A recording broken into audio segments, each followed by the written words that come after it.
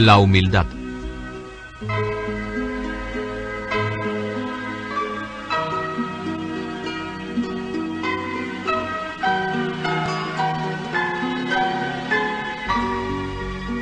La tercera cosa que Santa Teresa se extenderá en declarar es la verdadera humildad, que aunque la digo a la postre, es la principal y las abraza a todas. Hablando todavía del desasimiento, ya habla de la humildad, y es que el desasimiento deriva sencillamente en humildad. En esta tónica se va a mantener en estos capítulos dedicados al desasimiento de sí mismo. Va a tratar ahora de los movimientos internos de preeminencia, honra y honor que se creen conculcados por las personas entre las que se vive. Es muy difícil hablar de la humildad, porque es una virtud incomprensible. La humildad no es el descontento de nosotros mismos. No es tampoco la confesión de nuestra miseria o de nuestro pecado, ni siquiera, en cierto sentido, de nuestra pequeñez. La humildad supone en el fondo que se mire a Dios antes de mirarse a sí mismo y que se mida el abismo que separa lo finito de lo infinito. Cuanto mejor se ve esto, cuanto mejor se acepta verlo, más humilde se es. Lo que nos da la humildad es una mirada aguda sobre la trascendencia de Dios. Cuando se ha comprendido la inmensidad de Dios, poco a poco uno se olvida de sí mismo y de sus derechos, y así se ve progresivamente liberado. Es la fascinación de Dios lo que nos hace humildes. Hay quienes pasan el tiempo proclamándose pecadores y no son humildes porque no aceptan ser olvidados ni olvidarse. A medida que uno se interesa por Dios y se deja llevar por la corriente, pecadores o no pecadores, aceptamos de buen grado ser, sobre todo, servidores inútiles y olvidados. El culmen de la humildad nos vendrá de la visión cara a cara. Mientras tanto, cuanto más nos acerquemos a Dios, cuanto más en contacto estamos con Él, más crece Él en nosotros y más disminuimos nosotros. No seremos nunca tan pequeños como la verdad. Dios lo exige, a no ser cuando veamos la verdad de cara. El modelo perfecto de la humildad es Jesucristo. Dios solo puede vencernos ofreciéndonos su intimidad. La humildad corresponde a la medida de la intimidad. De ahí que Santa Teresa la exija para llegar a ser personas de oración. Es de sobra conocida la conexión que establece Santa Teresa entre verdad y humildad.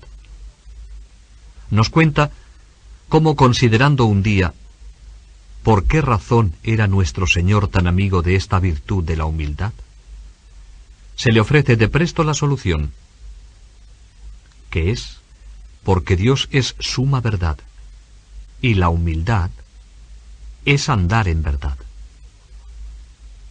Podemos decir que más que conexión es equivalencia. La humildad es la verdad que ha bajado de la cabeza al corazón. Es la verdad informando la vida. La humildad es andar en verdad. ¿Ante quién? La pregunta surge espontánea y Santa Teresa nos da la solución. Andar en verdad ante Dios, ante los hombres y ante nosotros mismos. Y simplificando, podemos decir que es andar en verdad ante Dios. El centro de las preocupaciones del hombre espiritual es llegar a conformarse con su Dios y su esposo. La vocación del hombre es Dios. El camino a seguir es andar en verdad, ser humilde. Por tanto, la relación que media entre Dios y el hombre es la humildad, y que más que como consecuencia de una mirada sobre nosotros mismos, sobre nuestra nada o miseria, la humildad surge y se alimenta de la contemplación de Dios. La humildad es la afirmación más contundente de Dios como fuerte y amoroso conductor de nuestra vida, y antes, como destino nuestro. Esto nos lleva a afirmar que Dios es el centro del hombre, y por tanto el desarraigo más radical del propio yo, que de una forma descarada y abierta, o discreta y silenciosa, y a veces solapada, pugna por asomarse a todos los quehaceres del hombre. El hombre es prisionero de sí mismo. Piensa, programa y actúa a instancia de las exigencias insaciables de su yo. Le resulta difícil romper el cerco de sí mismo para abrirse en donación total. Quiere ser él mismo su propio centro de gravedad. Le cuesta darse, y lo hace tardíamente. Y cuando tímidamente lo hace, exige la paga de sus esfuerzos. Quiere llamar la atención de los otros sobre sí, para arrancar el rendimiento de la admiración y el encumbramiento de la gloria.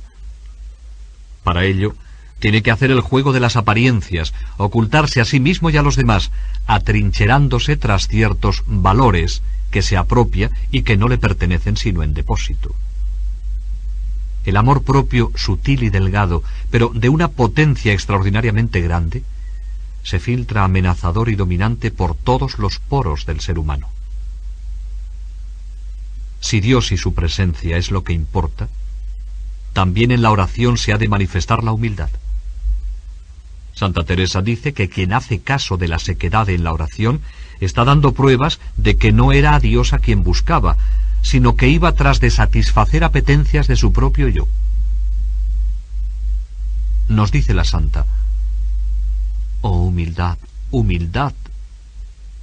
No sé qué tentación me tengo en este caso, que no puedo acabar de creer a quien tanto caso hace de estas sequedades, sino que es un poco de falta de ella». Y es falta de ella en un doble sentido.